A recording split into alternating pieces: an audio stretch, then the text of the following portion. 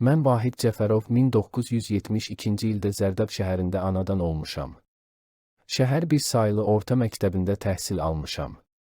1990-1992-ci illərdə Sovet ordusunda xidmət etdim. 93-cü ildə Milli Ordu sıralarına qoşuldum, döyüş yolum Ağcabədidən başladı.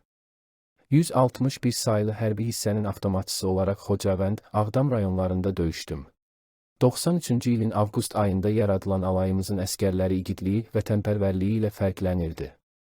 Hərbi hissəmiz 1993-cü ilin sonlarında, 1994-cü ilin əvvəllərində Xocavənd rayonunun düşməndən azad edilməsi uğrunda əməliyyatlara başladı.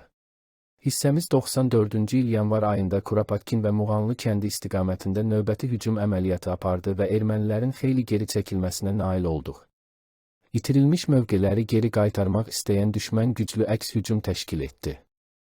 Ermənilərin xeyli canlı qüvvəsini məhv etdik, bir tank, bir zirehli piyada maşını, bir zenit qurğusu sıradan çıxardıq. Növbəti hədəfimiz Ağdam rayonunun Papravənd kəndinin azad edilməsi idi. Bu son döyüşümdə şəhidlik zirvəsinə yüksəlmək mənə də nəsib oldu.